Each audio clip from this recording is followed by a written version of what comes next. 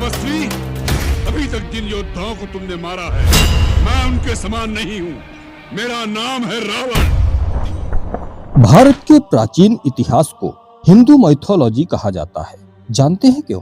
क्योंकि हमने आधुनिकता की अंधी दौड़ में अपने धर्म ग्रंथों को पढ़ना ही छोड़ दिया, चोटी रखना और तिलक लगाना छोड़ दिया। हमने अपना प्राचीन परिधान छोड़कर अंग्रेजी पोशाक को फैशन समझ लिया। इतना ही नहीं, हमने अंग्रेजी वैज्ञानिकों को विज्ञान का जनक और अंग्रेजी संस्कृति को वैज्ञानिक संस्कृति मान लिया। परंतु क्या आपको पता है कि पाश्चात्य संस्कृति का विज्ञान से दूर दूर तक कोई नाता नहीं है? क्या आप जानते हैं कि 17वीं शताब्दी के अंग्रेज वैज्ञानिक गैलीलियो को सिर्फ इसलिए गिरफ्तार कर लिया गया क्योंकि उन्होंने कहा था कि पृथ्वी गोल है और सूरज का चक्कर लगाती है। गैलीलियो को न केवल गिरफ्तार किया गया बल्कि 8 जनवरी 1642 को जेल में ही उन्हें मार दिया गया। दोस्तों, वास्तविकता ये है कि 15वीं शताब्दी से पहले कोई भी अंग्रेज वैज्ञानिक नहीं हुआ। यहाँ तक कि पश्चिम और मध्य एशिया के लोग जब कबीलों में खाना बदोशी जीवन जी रहे थे, तब हमारे भारत में आलीशान महल बन चुके थे। जब उनके यहाँ पहनने को शुद्ध कपड़े तक नहीं थे, तब हमारे यहाँ सोने चांदी के वस्त्र और आभूषण पहने जाते थे।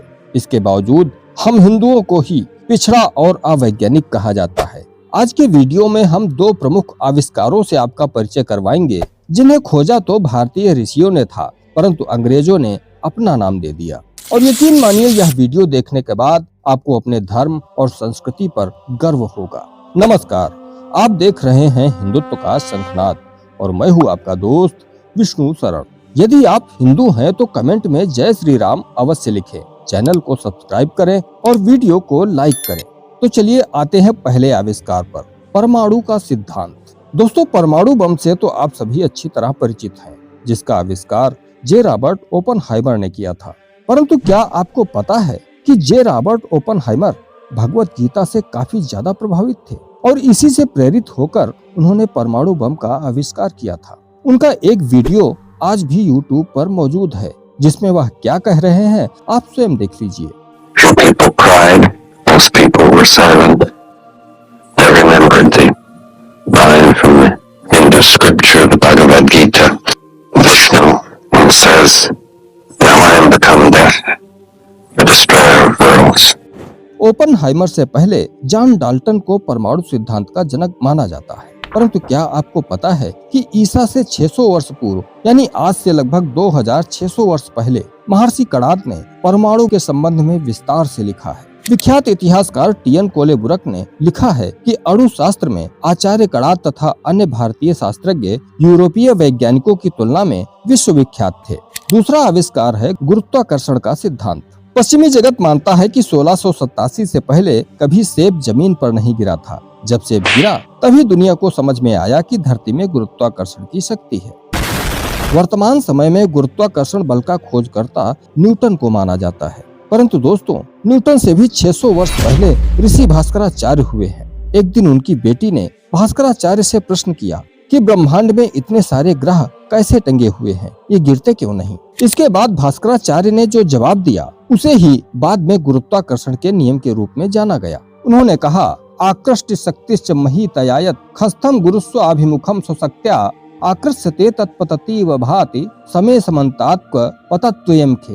अर्थात पृथ्वी में आकर्षण शक्ति है। ये आकर्षण शक्ति भारी पदार्थों को अपनी ओर संतुलित रूप से आकर्षित करती है। ब्रह्मांड में सभी समान ताकत वाले ग्रह एक दूसरे को अपनी ओर आकर्षित करते हैं, इसलिए वह नीचे नहीं गिरते।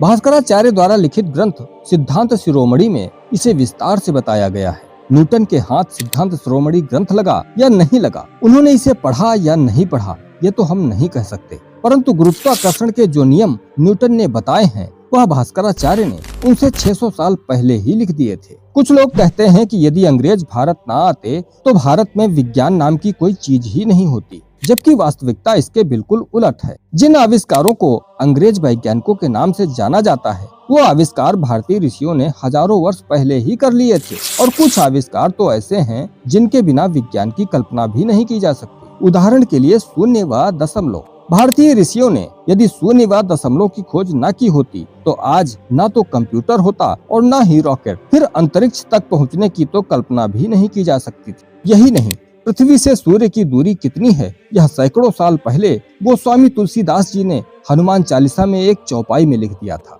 जुग सहस्र योजन पर भानु, लील्योता ही मधुर फल जानू। और आपको जानकर हैरानी होगी कि हनुमान चालीसा में लिखी पृथ्वी से सूर्य की दूरी उतनी ही है जितनी की अंग्रेज वैज्ञानिकों द्वारा 17वीं शताब्दी में खोजी गई। यही नहीं, नक्षत्रों की खोज, वायु विज्ञान, शल्य चिकित्सा यानी सर्जरी आदि कई ऐसे आविष्कार हैं जो भारत में हजारों वर्ष पहले ही खोजे जा चुके थे। इस एक वीडियो में सभी के बारे में बताना संभव नहीं है, इसलिए हम प्रयास करेंगे कि सिलसिलेवार तरीके से एक सीरीज बनाएं और बारी बारी से हर एक आविष्कार आपको अवगत कराएं। इस पर आपकी क्या राय है, हमें कमेंट करके जरूर बताएं।